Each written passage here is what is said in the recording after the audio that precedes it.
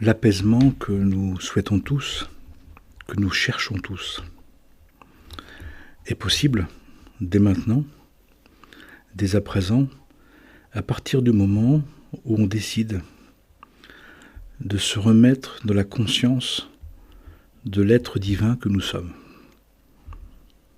Pourquoi ? Parce que l'être divin que nous sommes est en capacité d'accepter tous les échecs,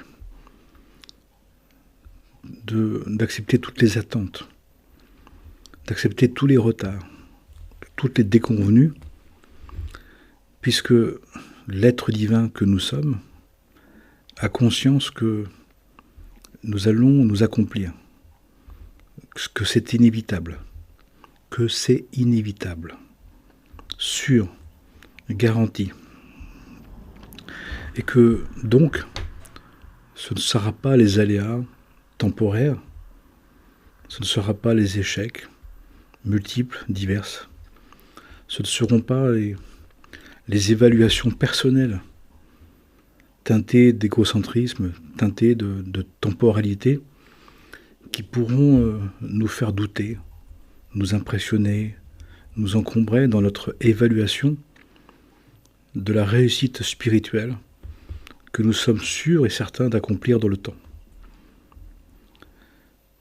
Sûrs et certains d'accomplir dans un temps qui est donc spirituel, qui est donc divin, qui est donc éternel, qui est donc infini, et qui nous place donc dans une évaluation des choses, dans un autre degré, dans une autre temporalité, celui de la conscience, celui de l'intention, celui de la réalisation pas à pas, selon la volonté divine, dans les temps divins successifs dans lesquels nous sommes.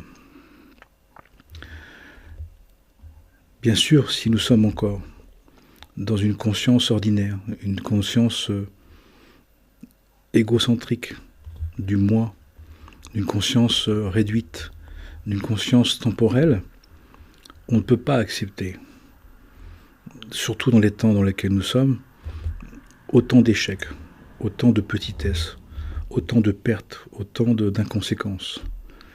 Mais c'est d'évaluer les choses en regardant une ligne d'un livre, en regardant une image d'un film, qui fait que ce n'est pas compréhensible, ce ne peut pas être acceptable, ce ne peut pas être vivable. Et donc on nous demande de changer de dimension, de compréhension, de changer de conscience, de dimension de conscience, qui fait que nous avons à évaluer les choses dans un temps d'éternité, un temps infini, un temps qui dépasse cette vie, un temps qui inclut cette vie, mais qui la dépasse largement. Dans un temps universel, dans un temps aussi qui comprend, dans un temps de conscience, qui comprend aussi que nous travaillons au réseau, nous travaillons à long terme, à très long terme. Nous travaillons depuis très longtemps et encore pour très longtemps.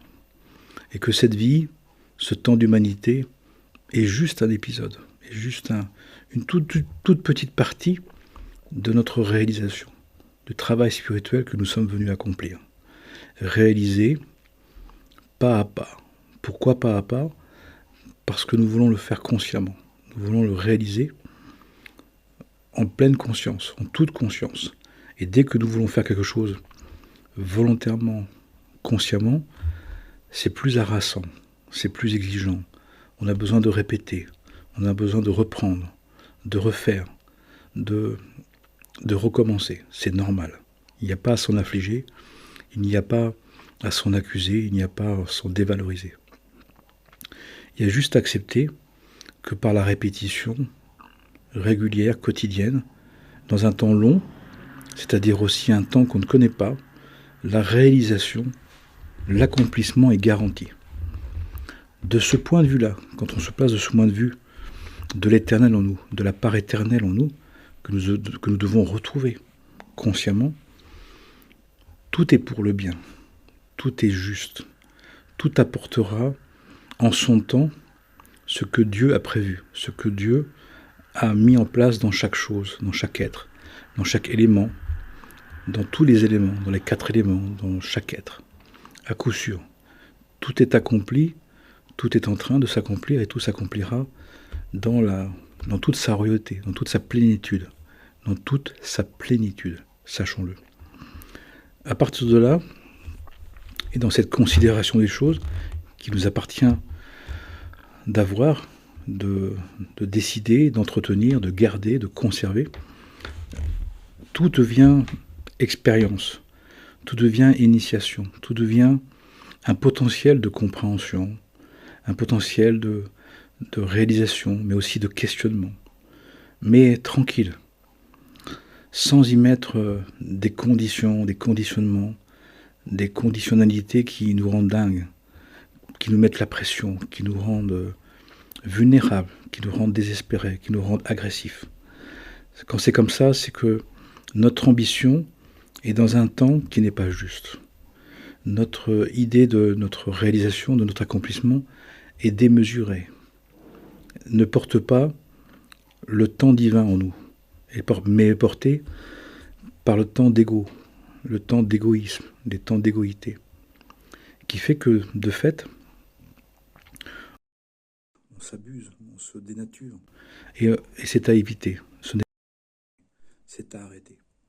Mais c'est de sérieux, vraiment, pour nous remettre dans un temps long, dans un temps très long, dans un temps multivie, multi-univers, multidimension du monde, puisqu'il n'y a qu'un seul monde, à vrai dire, qui a des tas de dimensions.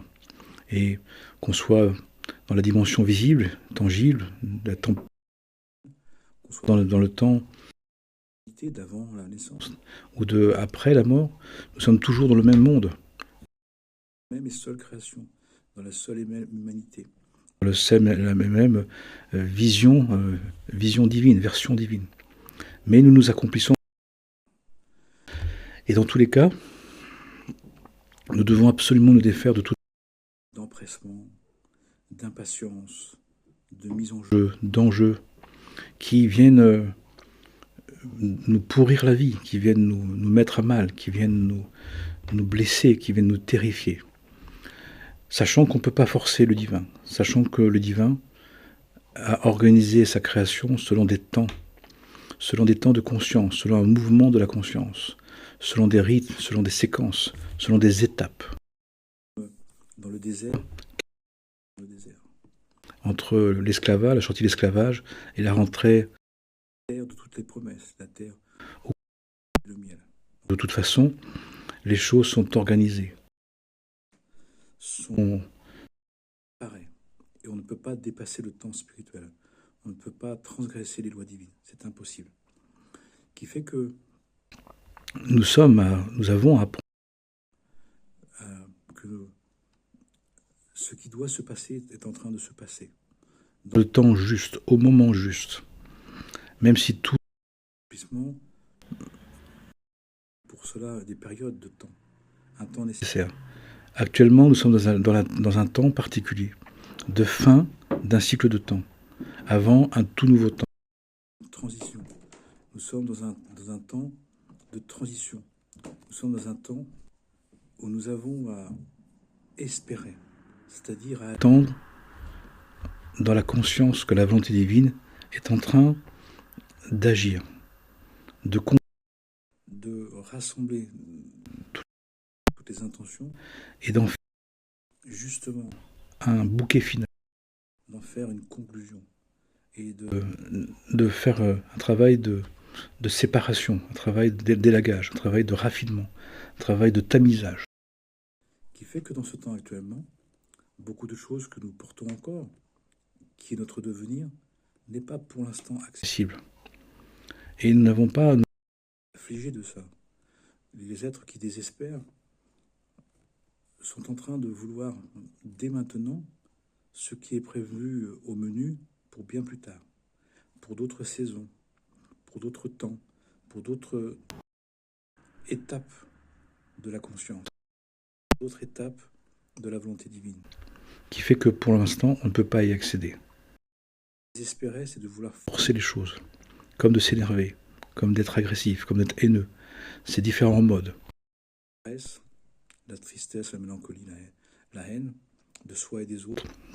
L'empressement, ou les injonctions mentales ou verbales, sont des tentatives d'effraction.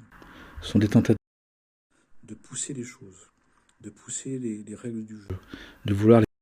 Impossible. Il y a un système au monde qui est le plus sécurisé qui soit, la volonté divine, dans la création de Dieu, dans l'humanité dans laquelle nous sommes.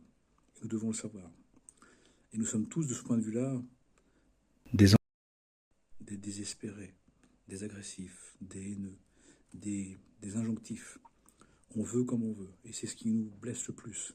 C'est ce qui nous afflige le plus. C'est ce qui nous accable le plus. Eh bien, c'est la conséquence de ça. Eh bien, arrêtons. Décidons d'arrêter. Décidons de baisser la tête. Décidons d'accepter de suivre le Maître, le Seigneur, et Roi et Maître de la vie, tout simplement. Et ça ira beaucoup mieux. Plus facile. Ça veut dire aussi que ça nous demande à la vraie réalisation qu'on peut souhaiter, celle d'accepter, de suivre et de demander la volonté divine. D'accepter la volonté divine, de la suivre et de la glorifier et de l'appeler dans notre vie pour en recevoir toutes ces bénédictions. Bénédictions qui sont là exclues pour nous faire réaliser le projet divin que nous sommes. Pas le projet que nous avons fomenté, que nous avons créé de notre main, de notre propre vouloir. Celui-là, d'un point de vue spirituel, s'il ne correspond pas à la volonté divine, la volonté divine nous laisse faire, mais ne participe pas. Nous laisse faire et nous accompagne sans... pour nous ramener à notre véritable projet. On l'a compris, personnalité, notre vouloir personnel, et fasse la promotion de la destinée de notre âme, du projet divin que nous portons. Pour cela, il faut le connaître, il faut l'étudier, il faut le vouloir le savoir, vouloir le connaître pour l'accepter et en tenir compte. C'est un mode beaucoup plus facile, c'est un mode beaucoup plus tranquille, c'est un mode beaucoup plus serein. Tout simplement, tout ce que nous faisons alors va aider dans le temps prévu par le divin, qu'on le connaisse ou pas, qu'on l'accepte ou pas. Mais on peut le comprendre, on peut savoir ce qui appartient à cette vie et ce qui n'appartient pas à cette vie pour l'instant. Tout simplement parce que les conditions en notre être et les conditions extérieures ne sont pas réunies. Et le divin, il fait tout pour qu'on puisse réussir à chaque intention. Mais nous y mettons des attentes, des enjeux, des valeurs personnelles qui viennent flouer, qui viennent empêcher, qui viennent réduire, qui viennent saboter le projet temporairement et qui nous coûte cher et qui se traduit en nous par du désespoir, de la paresse, de la haine, de l'inquiétude, de l'angoisse, du mécontentement, de l'agressivité, de l'injonction verbale, intellectuelle. On veut des recherches de magie blanche, de magie noire pour essayer d'une certaine manière de manipuler le divin, comme si c'était possible. Et des êtres le pensent sérieusement, les êtres se le font croire. Bien évidemment, c'est totalement faux. Par contre, on se met en défaut, en contentieux avec la volonté divine. Et à un moment, tout ce qu'on a semé, on le récoltera. C'est pour ça ensuite qu'on a envie plutôt de préparer la suite, de tenir compte de la volonté divine sereinement, tranquillement, paisiblement. Ce qui doit se passer va se passer. Et ce qui ne doit pas se passer ne se passera pas. C'est-à-dire il se passera quand Dieu l'autorisera. Tout est autorisé par le divin. Pour une raison que l'on comprend, que l'on ne comprend pas, que l'on comprend peu, qu'on ne peut pas comprendre, qu'on ne peut pas accepter. Il y a tous ces degrés. Mais dans tous les cas, c'est comme ça. Sachons-le, tenons-en compte pour être tranquille avec ça. Plus on se rapproche du divin, plus on accepte la volonté divine, on le sait, parce que on trouve cet apaisement, on trouve ce contentement, on est heureux de savoir que nous réussirons à coup sûr. Donc il n'y a plus d'empressement, il n'y a plus d'espèce d'impulsivité ou de vouloir absolument les choses dans un temps soi-disant donné. Le divin nous laisse l'éternité et l'infini pour nous réaliser. Il n'y a donc pas d'enjeu à se précipiter à faire quelque chose, bien au contraire. Et comme toute chose qui paraît naturelle, qui nous paraît naturelle, ou qui paraît naturelle chez quelqu'un, a toujours été un long travail de préparation. Et si on le sait, on comprend que la grâce divine, c'est d'avoir le temps parfaitement pour qu'à coup sûr on puisse le réaliser. Et donc nous sommes dans cette période de temps où on nous dit que justement il y a un préparatif en cours, mais qui pour l'instant ne peut pas émerger, ne peut pas fructifier. Ok, tout le bien que l'on voudrait, mais c'est on est en préparation. Et au moment où la volonté divine va décider, les choses vont se mettre en évidence, se faire très vite, très bien, très justement. Donc dans tous les cas, sachant que la volonté divine va s'appliquer, elle va se réaliser à coup sûr. Celle que l'on porte, celle que chaque être humain porte, celle que porte toute la création divine, à coup sûr. Donc ce qui fait que nous pouvons donc nous apaiser énormément, tranquillement. Surtout si, de manière matérielle et financière, relationnelle, affective et physique, nous sommes très limités. Toutes ces limites sont la manière dont le divin nous freine, nous demande d'aller à l'intérieur, nous demande de nous préparer. Ce n'est pas encore prêt pour la suite, ce n'est pas encore prêt pour la démonstration, encore prêt pour influencer le monde, c'est trop tôt. Et quand c'est comme ça, il nous met des freins, des barrières, tout simplement parce que la préparation n'est pas suffisante.